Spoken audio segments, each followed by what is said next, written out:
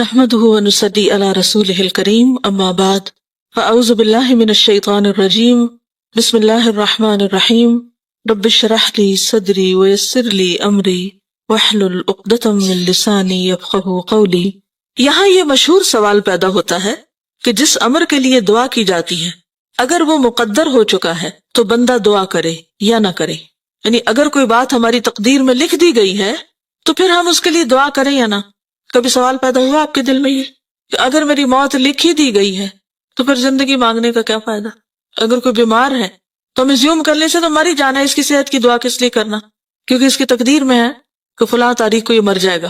تو اگر وہ مقدر ہو چکا ہے تو بندہ دعا کرے یا نہ کرے، اور اس شک کی وجہ سے انسان کیا ہوتا ہے، پھر دعا نہیں کرتا اور وہ شیکی ہو جاتا ہے۔ شک انسان کو شیکی کر دیتا ہے۔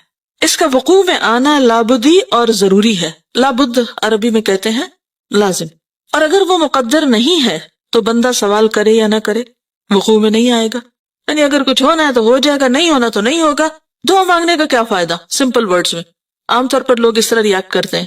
اس مغالطے کو، مغالطہ کیا ہوتا ہے؟ غلط فہمی کو ایک گروہ نے صحیح سمجھا، کہا ہاں بالکل ٹھیک ہے ایسے ہی تو ہے، اور دعا اور التجا کو بالکل چھوڑ دیا۔ اس بنا پر یہ گروہ اس امر کا قائل ہو گیا کہ سوال، دعا، التجا سے کوئی فائدہ حاصل نہیں ہو سکتا، کوئی فائدہ نہیں دعا کرنے کا، وہی ہوگا جو ہونا ہے۔ کچھ لوگ اس عقیدے کے قائل ہو گئے۔ یہ اس کی انتہائی جہالت اور دلالت و گمراہی ہے۔ ایسا سوچنا کیا ہے؟ جہالت، دلالت، گمراہی، شیطان کا ڈالا ہوا وسوسہ بیسیکلی۔ علاوہ ازیں اپنے مسلک میں یہ گروہ خود متناقض ہے، سیلف کنٹرڈکشن کا شکار ہے۔ خود متناقض، خود یعنی سیلف، متناقض یعنی کنٹرڈکٹری۔ اس کے مسلک یعنی اس کی سوچ اور طریقے میں جس پہ یہ چل رہا ہے باہمی تضاد اور تخالف یعنی مخالفت پائی جاتی ہے، یعنی سیلف کنٹرڈکٹری ہے۔ کیونکہ اگر یہ لوگ اپنے اس مسلک کو بطور کلی مان لیتے ہیں تو دنیا جہان کے تمام اسباب کا تعطل واجب اور ضروری ہو جاتا ہے۔ یعنی اگر بات یہی ہے تو پھر دنیا میں ہر سبب بیکار ہے، کوئی سبب بھی اختیار نہیں کرنا چاہیے۔ دعا بھی کیا ہے؟ سبب ہے نا، جیسے اور بہت سے سبب ہوتے ہیں کام ہونے کے۔ تو اگر اس کو آپ سمجھے کہ یہ کوئی فائدہ نہیں ہے، اس کا مطلب یہ ہے کہ دنیا میں پھر کسی بھی کام کے کرنے کا کوئی فائدہ نہیں ہے، کوئی سبب نہیں اختیار کرنا چاہیے۔ یہاں سے گھر جانا ہے چلے جائیں گے، گاڑی کی کیا ضرورت ہے؟ گاڑی منگائیں یا نہ منگائیں چلے جائیں گے۔ بھوک لگی تقدیر میں ہوگا، کھانا مل جائے گا، کچھ کوشش کریں یا نہ کریں کوئی فرق نہیں پڑتا، جو ہونا ہے ہو ہی جائے گا۔ اس مسلک کے قائل سے کہا جائے کہ اگر سیری اور سیرابی تیرے لیے مقدر ہو چکی ہے تو وہ ہو کر رہے گی، تو کھائے یا نہ کھائے، پانی پیے یا نہ پیے، اور مقدر نہیں ہے تو ہرگز سیری اور سیرابی حاصل نہ ہوگی۔ اسی طرح اگر اولاد تمہارے مقدر ہو چکی ہے تو وہ یقیناً ہو کر رہے گی۔ اپنی بیوی باندی سے خلوت و ہم بستری کرو یا نہ کرو، یعنی شادی کرو یا نہ کرو، اور مقدر نہیں تو ہرگز اولاد نہ ہوگی، خلوت و ہم بستری کرو یا نہ کرو، پھر تمہیں نکاح کی یا باندی کی کیا ضرورت ہے؟ دنیا کے سارے اسباب اور اسباب کے سارے سلسلے کو اسی طرح سمجھنا چاہیے۔ کیا اس خیال کے آدمی کو عقل مند، بلکہ عقل مند تو کیا انسان بھی کہا جا سکتا ہے جو یہ سوچے؟ جبکہ حیوانات اور چوپائے تک وہ اسباب فطرتاً مہیا کرتے ہیں جن سے ان کی بقا اور زندگی وابستہ ہے۔ ان لوگوں سے تو حیوانات اور چوپائے زیادہ عقل مند ہیں اور سمجھدار کہے جائیں گے۔ یہ لوگ تو حیوانات سے بھی گئے گزرے، تو قرآن پاک میں آتا نا اولئک ھم کالانعام بل ھم اضل سبیلا، اور یہ کن لوگوں کے بارے میں ہے؟ جو اس طرح کی سوچ رکھتے ہیں، جو عقل سے کام نہیں لیتے، جو سوچتے نہیں۔ بعض اپنی فطانت اور زیرکی کا ثبوت دیتے ہوئے یہاں تک کہتے ہیں کہ دعا کرنا محض ایک تعبدی امر ہے۔ تعبدی کیا؟ یعنی عبادت ہے۔ دعا کا ہمیں حکم کیوں دیا گیا اور ہم دعائیں کیوں کریں؟ کیونکہ یہ عبادت ہے، اس ہم عبادت کر رہے ہیں۔ اللہ تعالیٰ دعا کرنے والے کو صرف اجر و ثواب عطا فرماتا ہے، یعنی فائدہ کو نہیں، ہونا مانا کچھ نہیں، بس ثواب مل جائے گا۔ حصول مطلب میں دعا کا کوئی اثر اور دخل نہیں۔ ان زیرک طبع انسانوں کے نزدیک قلب و زبان سے دعا یا التجا کرنے نہ کرنے میں حصول مطلب کے لیے کوئی فرق نہیں۔ زیرک طبع کا کیا مطلب ہے؟ یعنی بڑے سمجھدار ہوشیار ہیں اور اسمارٹ، یعنی اپنے آپ کو بڑا عقل مند سمجھتے ہیں، تو انہوں نے یہ فلسفہ ایجاد کر رکھا ہے۔ ایک گروہ جو اس سے زیادہ زیرکی اور دانائی کا مدعی ہے، یعنی ایک ان سے بھی آگے ہے، کہتا ہے کہ حصول مطلب و مدعا اور قضاء حاجت کے بارے میں دعا ایک علامت اور نشانی کا حکم رکھتی ہے۔ اس سے جسٹ سمبل، یعنی دعا کی ریالٹی کچھ نہیں، ایک سمبولک چیز ہے۔ کسی بندے کو دعا کی توفیق میسر آئی تو یہ اس کی حاجت روائی اور حصول مدعا کی علامت ہے۔ یعنی اگر کوئی دعا کرے گا تو سمجھو کہ اس کے مطلب پورا ہونے والا ہے۔ اس کی مثال ایسی ہے کہ موسم برسات میں تم سیاہ بادلوں کی گھٹائیں اور سرد ہوائیں دیکھتے ہو تو یہ اس امر کی دلیل ہے کہ برسات ضرور ہوگی. یعنی دعا کیا ہے؟ بادل کی طرح. اگر دعا ہو گئی تو کیا ہوگا؟ مطلب یہ کہ معاملہ حل ہونے والا ہے. جیسے بادل آئے تو سمجھو کہ بارش آنے والی ہے. ان لوگوں کے نزدیک طاعات عبادات کے اجر و ثواب اور کفر اور معاصی کے عقاب اور عذاب کا بھی یہی حکم ہے. کفر اور معاصی کیا؟ معاصی کس کو کہتے ہیں؟ گناہوں کو. عقاب کیا ہوتا ہے؟ سزا. اور عذاب کا بھی یہی حکم ہے. وہ کہتے ہیں کہ اطاعت اور عبادات، کفر و عصیان محض اجر و ثواب، عقاب و عذاب کی علامتیں ہیں اور کچھ نہیں، کیونکہ یہ چیزیں ثواب اور عذاب کے اسباب نہیں ہیں. ان کے نزدیک غلط کرو، برا کرو، اچھا کرو، نیک کرو، بد کرو، ہونا مانا کچھ نہیں، سبھی برابر ہیں. تو وہ عمل کو بھی سبب نہیں سمجھتے. کس کا؟ جنت میں جانے کا.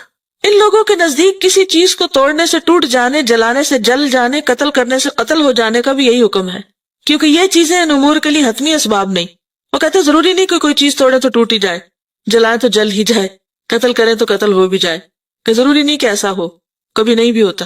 کئی لوگ باریک بحثیں کرتے ہیں نا، اب آپ ان سے کہیں کہ یہ کریں تو کہتے ہیں ضروری ہے کہ ایسا کرے تو ہو جائے. مثلا آپ کسی بچے سے کہیں کہ پڑھو، مجھے کیا ضرورت ہے پڑھنے کی؟ کیا سارے پڑھنے والے پاس ہوتے ہیں؟ تو اس سے کیا پوچھنا چاہیے کہ نہ پڑھنے والے کب پاس ہوئے؟ اصل میں یہ ان مبالغہ آرائیوں میں سے ہے جب لوگ کہتے ہیں نا کہ ہم نے تو پڑھا ہی نہیں اور ہم پھر بھی پاس ہوئے.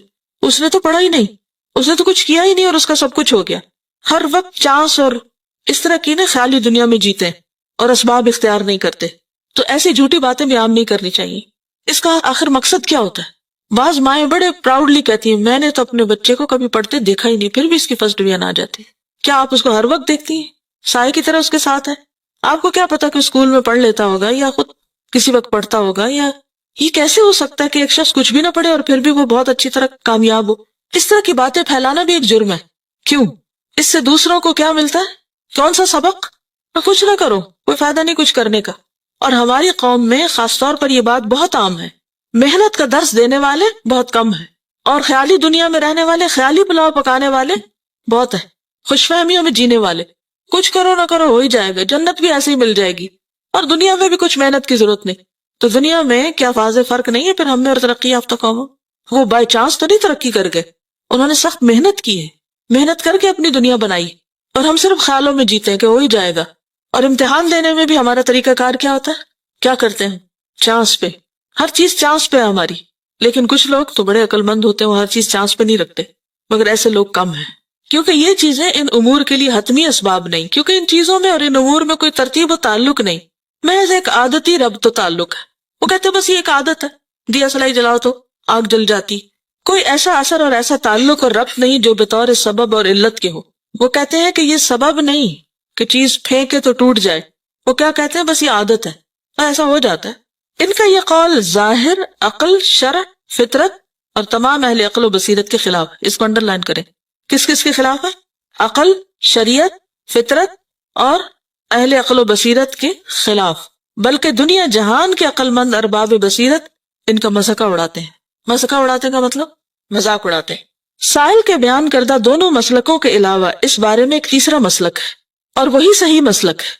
وہ یہ کہ امر مقدور اور مقدر اسباب کے ساتھ ساتھ مقدور و مقدر ہوا ہے. کیا مطلب ہے اس کا؟ مقدور کیا ہوتا ہے اور مقدر؟ مقدور کس وزن پر ہے؟ روٹ کیا ہے؟ قدر سے، تقدیر سے مقدور، جو چیز مقدر میں رکھی گئی. ٹھیک ہے، اور مقدر بھی وہی ہے، دونوں سیم ہے، اسی لیے واو ان کو جمع کر رہی ہے. وہ یہ کہ امر مقدور و مقدر اسباب کے ساتھ مقدور و مقدر ہوا ہے. یعنی تقدیر کس کے ساتھ ہے؟ اسباب کے ساتھ جڑی ہوئی ہے. یہ بات سمجھ آئی ہے کہ نہیں آئی؟ جس کو نہیں آئی وہ ہاتھ کھڑا کر کے پوچھ لے اور میں اسے شاباش دوں گی. اسٹیٹمنٹ کی سمجھ نہیں آ رہی.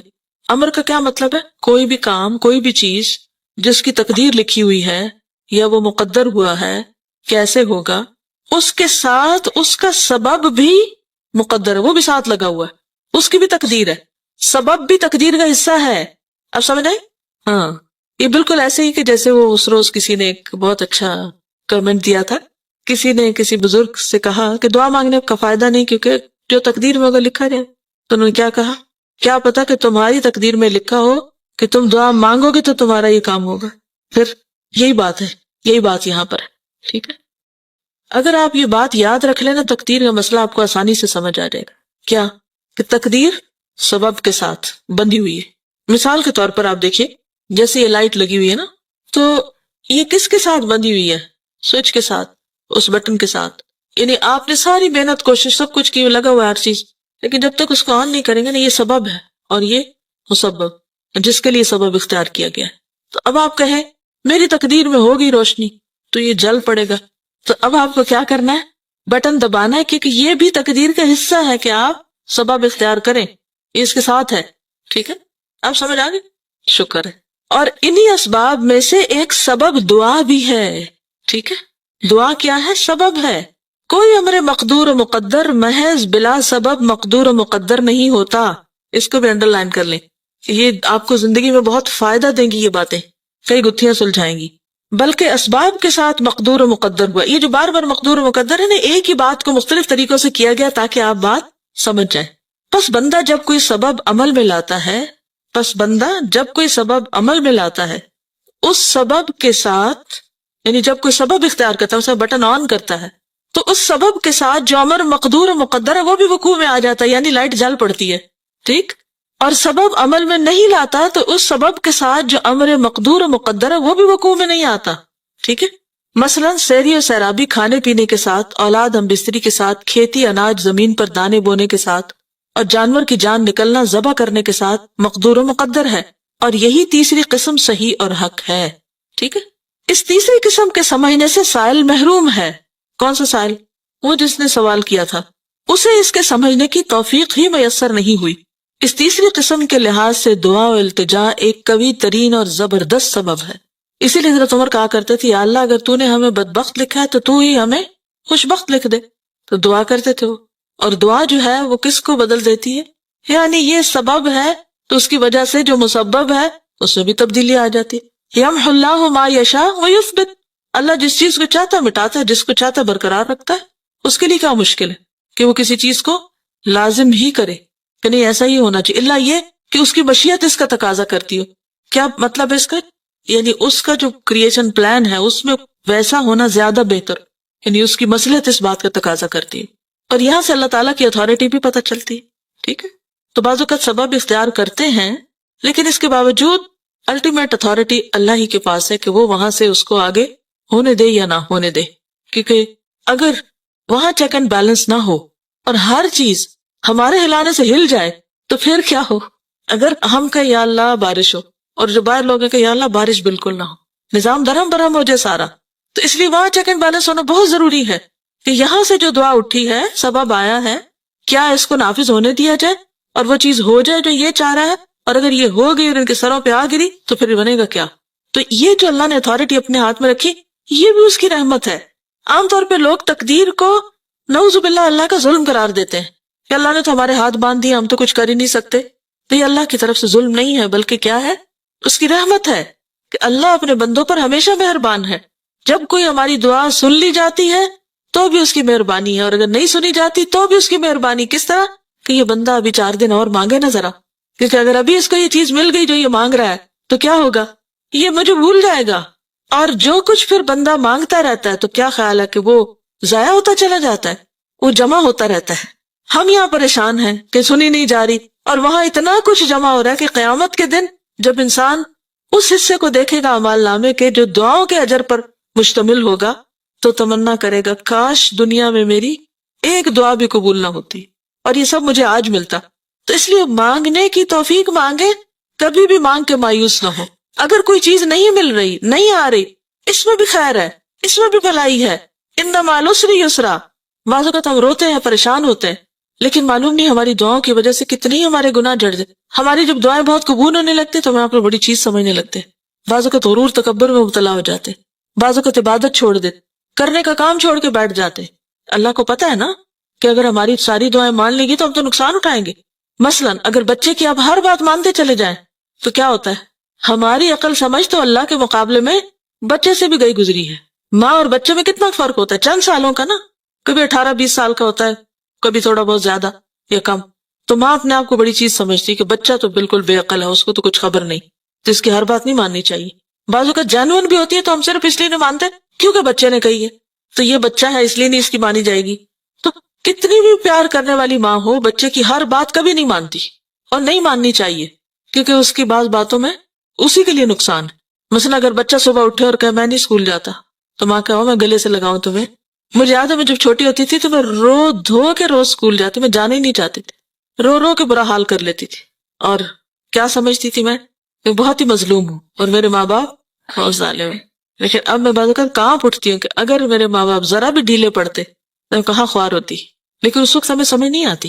اسی طرح استاد بعض اوقات سختی کرتے ہیں اور ہم ان کو بہت ظالم سمجھتے ہیں، حالانکہ وہ سختی ہمارے حق میں اچھی ہوتی ہے۔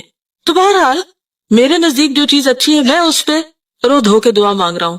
اب تو دے تو تیری رحمت، اور تو نہ دے تو میں پھر بھی ناراض نہیں، کیونکہ اس میں بھی میری ہی بھلائی ہے جو تو مجھے نہیں دے رہا، کیونکہ اگر مجھے مل جائے وہ جو میں مانگ رہا ہوں تو ہو سکتا ہے وہی میرے لیے ہلاکت کا باعث ہو جائے، تو یہ بھی اس کی رحمت ہے۔ بس اگر کسی امر مقدور کا وقوع دعا کے ساتھ مقدر ہے تو پھر یہ کہنا کسی بھی طرح صحیح نہیں کہ دعا سے کوئی فائدہ نہیں، جس طرح یہ کہنا صحیح نہیں کہ کھانے پینے اور دیگر حرکات اور اعمال سے کوئی فائدہ نہیں ہو سکتا۔ یقیناً حصول مطلب کے لیے دعا اور التجا سے زیادہ کوئی چیز مؤثر، مفید اور نفع بخش نہیں، اور اس سے بڑھ کر کوئی دوسرا سبب نہیں۔ کس سے بڑھ کر کوئی دوسرا سبب نہیں؟ دعا سے۔ اسی لیے آپ کوشش کے ساتھ دعا بھی لازمی کریں، ٹھیک ہے؟ یعنی دونوں چیزیں ساتھ ساتھ چلیں گی، یعنی ظاہری اسباب بھی اور دعا والا سبب بھی۔ مثلا ایک کام کو کرنے کے لیے، مثلا گھر میں داخل ہونا ہے آپ نے، تو آپ کیا کرتے ہیں؟ اپنی لاک کھولتے ہیں، اندر داخل ہوتے ہیں، داخل ہو گئے، ساتھ کون اور داخل ہو گیا؟ شیطان بھی داخل ہو گیا۔ اب وہ آ کے فتنے پھیلا رہا ہے، لڑائی جھگڑے کرا رہا ہے اور غلط کام ہو رہے ہیں گھر میں۔ اب آپ کیا کرتے ہیں کہ آپ دروازہ بھی کھول رہے ہیں اور اس کے ساتھ ساتھ دعا بھی پڑھ رہے ہیں، تو آپ ایک حفاظت کے ساتھ داخل ہو رہے ہیں، گھر سے باہر نکل رہے ہیں تو بھی یہی بات ہے۔ اب آپ دعا تو پڑھیں اور دروازہ نہ کھولیں تو یہ بھی درست نہیں، آپ دروازہ کھولیں اور دعا نہ پڑھیں یہ بھی درست نہیں، تو بہتر کیا ہے؟ بالکل اسی طرح بیمار ہیں آپ، دوا لینی ہے آپ کو، ایک یہ ہے کہ دوا نہ لیں اور صرف دعا کریں، اور دوسرا یہ ہے کہ دوا لیں اور دعا نہ کریں، اور تیسرا یہ ہے کہ دوا بھی لیں اور دعا بھی کریں۔ دوا بھی سبب ہے، دعا بھی سبب ہے، ان دونوں میں سے بھاری سبب کون سا ہے؟ دعا۔ لیکن اس کا یہ مطلب ہرگز نہیں کہ مضبوط یا بہترین سبب لینے کی وجہ سے آپ نے دوسرے سبب کو اگنور ہی کر دیا، تو اس کو ساتھ لے کے چلنا ہوگا، یہی اللہ کا حکم ہے۔ واضح؟ اچھی طرح واضح کہ جب بھی کوئی مشکل پیش آئے، کوئی بھی کام کرنا ہو، کوشش پلس دعا، صرف اپنے زور بازو پر بھروسہ نہیں کرنا۔ کس پہ بھروسہ کرنا؟ اللہ پر، کہ سائی ہماری طرف سے، اتمام اللہ کی طرف سے، ہم کوشش کریں گے، کام کو مکمل کرنا اللہ کے ذمہ ہے۔ وہ جیسے فارسی کا ایک شعر ہے نا، سپردم بتو مائے خیشرا تو دانی حساب کمو بیشرا، کیا مطلب ہے؟ کوئی پتہ نہیں۔ سپردم بتو، میں سپرد کرتا ہوں تیرے، مائے خیشرا، اپنی حقیر کوشش، تو دانی، تو جانتا ہے، حساب کمو بیشرا، کمی بیشی کا حساب تو جانتا ہے، یعنی مجھے جتنی سمجھ تھی میں نے کام کر دیا، اب یا اللہ تو اس کو پار چڑھا، میں نے کشتی بنا دی، تو اب جب بیٹھنے لگو تو کیا کرو؟ نوح علیہ السلام نے جب کشتی بنائی تھی تو اللہ تعالیٰ نے کیا فرمایا؟ کیا کرو اب سوار ہوتے وقت؟ کون سی دعا؟ کشتی بنا کے دعا پڑی نا، تو کشتی بنانا کیا تھا؟ سبب، ایک سبب اختیار کرنا، لیکن کشتی پر بھروسہ نہیں، ٹائٹینک پہ بھروسہ نہیں، اس کے لیے کیا ضروری ہے؟ دعا۔ کوئی بھی کام آپ کریں، اسی لیے آپ دیکھیں کہ نبی صلی اللہ علیہ وسلم کی جو دعائیں ہیں ہر موقع کے لیے، ہر موقع کے لیے، اور اس میں ہمارا ہی فائدہ ہے، ہمارے لیے پروٹیکشن ہے، ہمارے لیے اطمینان ہے۔ حضرات صحابہ کرام رضوان اللہ تعالی علیہم اجمعین، چونکہ اللہ کے رسول اور کتاب و سنت کو سب سے زیادہ جاننے والے اور دین کو سب سے زیادہ سمجھنے والے تھے، اس لیے اس سبب دعا کو تمام اسباب سے زیادہ اہمیت دیتے تھے، سب سے پہلے یعنی کام کے آغاز میں بھی، اختتام پر بھی، اور نہایت اہتمام کے ساتھ اس پر عمل کرتے تھے۔ وہ دعا اور التجا کے شرائط اور آداب کے پابند تھے۔ حضرت عمر نے دشمنان اسلام کے مقابلے میں دعا ہی کے ذریعے بارگاہ الہی میں نصرت و امداد اور فتح و ظفر کی التجائیں کی، اور اکثر اوقات صحابہ کرام فرمایا کرتے تھے، لستم تنصرون بکثرۃ وانما تنصرون من السماء، کثرت افواج سے تمہیں فتح حاصل نہیں ہوتی بلکہ آسمان سے اللہ کی جانب سے نصرت ملتی ہے۔ کامیابی کہاں سے ملتی ہے؟ اللہ کی طرف سے۔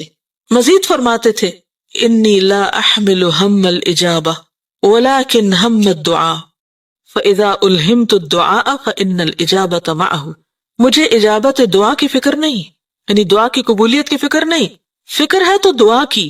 جب دعا کی توفیق دی گئی تو اجابت تو اس کے ساتھ ہی ہے. اذا سألک عبادی انی فانی قریب اجیب دعوت الداعی اذا دعان. اجیب یعنی جب آپ پکارتے ہیں تو اللہ کی طرف سے کیا وعدہ آ جاتا ہے؟ اجیب، اجابت ہو جاتی ساتھ ہی. کسی شاعر نے اس مقصد کو اپنے شعر میں یوں ادا کیا ہے: لو لم ترد نیل ما ارجو واطلبه من جود کفیک ما علمتنی الطلبا. اور اس کو عودتنی بھی پڑھا گیا، علمتنی کو. ٹھیک ہے، ترجمہ کیا ہے؟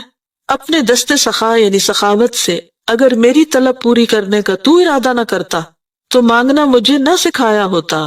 اگر تو نے میری آرزو پوری کرنے کا ارادہ نہ کیا ہوتا تو مجھے مانگنا ہی نہ سکھایا ہوتا. اس کا مطلب یہ کہ تو میری آرزو پوری کرنا چاہتا ہے، میری مراد پوری کرنا چاہتا ہے، اسی لیے تو مجھے دعا کا حکم دیا اور دعا کرنا بھی سکھایا. تو جو تو نے سکھایا اس کو میں کیوں نہ اختیار کروں؟ جی بالکل. حضرت آدم علیہ السلام کو جب احساس ہوا کہ ان سے غلطی ہو گئی تو انہوں نے کیا کہا؟ وَتَلَقَّى آدَمَ مِن رَبِّهِ كَلِمَاتٍ فَتَابَ عَلَيْهِ. تو اللہ ہی نے سکھایا نا آدم کو، کیونکہ انہیں یہ بھی نہیں پتا تھا کہ اب کیا کروں، کیسے مانگوں. تو اللہ نے کلمات سکھا دیے. تو اگر اللہ نے دعائیں قبول نہیں کرنی تھی تو سکھائی کس لیے؟ واضح. پس جس شخص کو دعا القاء کی گئی یعنی دل میں ڈال دی گئی، دعا و التجا کی توفیق عطا کی گئی، تو سمجھ لینا چاہیے کہ اس نے ضرور اجابت دعا کا ارادہ فرما لیا. چنانچہ اللہ سبحانہ وتعالیٰ کا ارشاد ہے: ادعونی استجب لکم، المؤمن 40-60. تم مجھ سے مانگو میں تمہاری دعا قبول کروں گا. مزید ارشاد ہے: وَإِذَا سَأَلَكَ عِبَادِي عَنِّي فَإِنِّي قَرِيبٌ أُجِيبُ دَعْوَةَ الدَّاعِ إِذَا دَعَانِ. البقرہ 186. جب میرا بندہ مجھ سے مانگتا ہے تو میں اس کے قریب ہوتا ہوں، دعا کرنے والے کی دعا قبول کرتا ہوں. حضرت ابو ہریرہ سے مروی ہے کہ رسول اللہ صلی اللہ علیہ وسلم نے ارشاد فرمایا: من لم يسأل اللہ یغضب علیہ. ترمذی کتاب الدعوات. جو آدمی اللہ تعالیٰ سے نہیں مانگتا اللہ تعالیٰ اس پر خفا ہوتا ہے. یہ آیتیں اور حدیثیں اس امر پر دلالت کرتی ہیں کہ اللہ تعالیٰ کی رضامندی اسی میں ہے کہ اس سے دعا کی جائے، اس سے دست سوال دراز کیا جائے، بندے اس سے مانگے اور اس کی اطاعت اور عبادت کریں، کیونکہ دعا جو ہے وہ عبادت بھی ہے اور اللہ نے بندے کو اپنی عبادت کے لیے پیدا کیا.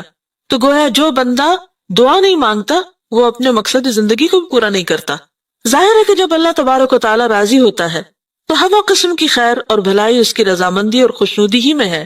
جس طرح کہ ہمہ یعنی تمام قسم کی آفتیں اور مصیبتیں اس کے غضب، خفگی اور ناراضگی میں ہیں.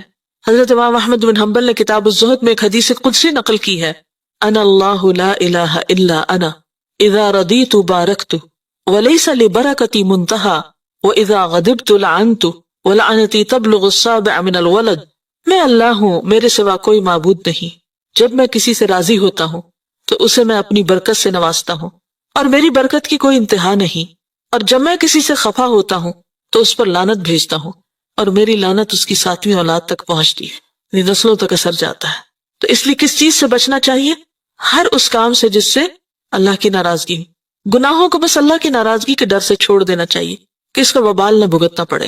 عقل اور نقل، فطرت اور تمام ملل و اقوام اور پرستاران مذاہب کا تجربہ رہنمائی کرتا ہے کہ اللہ رب العالمین کا تقرب، اس کی رضامندی اور اللہ تعالیٰ کی مخلوق اور اس کے بندوں کے ساتھ نیکی، بھلائی اور احسان، اللہ تعالیٰ کی طرف سے ہر قسم کی خیر اور بھلائی حاصل کرنے کا سب سے بڑا سبب ہے، اور اس کے خلاف عمل کرنا ہمہ قسم کے شر اور برائی کا سبب ہے. کیا خیر و بھلائی کا سبب ہے؟ اللہ کا تقرب، رضامندی، اللہ کی مخلوق اور اس کے بندوں کے ساتھ نیکی، بھلائی اور احسان. یعنی جب آپ بندوں کے ساتھ بھلائی، نیکی اور احسان کرتے ہیں تو اس سے کیا ہوتا ہے؟ اللہ کی طرف سے آپ کو بھی بھلائی، خیر اور برکت نصیب ہوتی. اور اگر آپ کسی کو ستا رہے ہیں، کسی کے خلاف سازشیں کر رہے ہیں، کسی کو برا بھلا کہہ رہے ہیں یا برا ثابت کرنے کی کوشش کر رہے ہیں یا الزام تراشی کر رہے ہیں یا غیبت کر رہے ہیں یا کسی طرح کسی کو نقصان دینے کی کوشش کر رہے ہیں، ہو سکتا ہے اس شخص کو پتہ ہی نہ ہو جس کے پیچھے آپ پڑے ہوئے ہیں، لیکن یاد رکھیے جو آپ کسی کے لیے کر رہے ہو سارا آپ پہ پلٹے گا، سب آپ کے سر پہ آئے گا. جب بھی کسی کو دکھ دینے لگے تو سوچیں یہ میں اس کو نہیں اپنے آپ کو دینے لگی ہوں، تو آپ کا ہاتھ فوراً رک جائے گا، کیونکہ کوئی بھی شخص اپنے آپ کو نہیں دینا چاہتا. بعض اوقات ایسا ہوتا ہے نا کہ غصے میں آ کے ہم بڑے بڑے غلط ارادے کر لیتے ہیں کہ ایسی تیسی میں فلاں کی یہ کر دوں گی، وہ ہو جائے گا، اور پھر بری بری باتیں سوچتے ہیں اور پھر اس کے خلاف مہم چلا دیتے. کوئی بھی جو کسی کے خلاف مہم چلاتا ہے خود نہیں بچ سکتا، اس سے خود لپیٹ میں آتا ہے. یہ پکی بات ہے، یہ اللہ کی ناراضگی کا سبب ہے. اور جب اللہ کی ناراضگی ہوتی تو اللہ کی رحمتوں سے بندہ دور ہوتا چلا جاتا ہے. تو ہر وقت اس بات کو سوچنا چاہیے کہ ہم کس طرح کسی کی بھلائی کریں. پس تم انعامات الہی اور اس کی نوازشات سے اسی قدر بہرہ ور ہو سکتے ہو اور اسی قدر اس کی خفگی اور ناراضگی سے دور رہ سکتے ہو جس قدر تم اس کی اطاعت و فرما برداری کرو گے اور اس کا تقرب حاصل کرو گے اور اس کی مخلوق اور بندوں کے ساتھ احسان اور صلہ رحمی کرو گے. وآخر دعوانا الحمدللہ رب العالمین. سبحانک اللہم و بحمدک نشہد ان لا الہ الا انت نستغفرک و نتوب الیک. السلام علیکم ورحمۃ اللہ وبرکاتہ.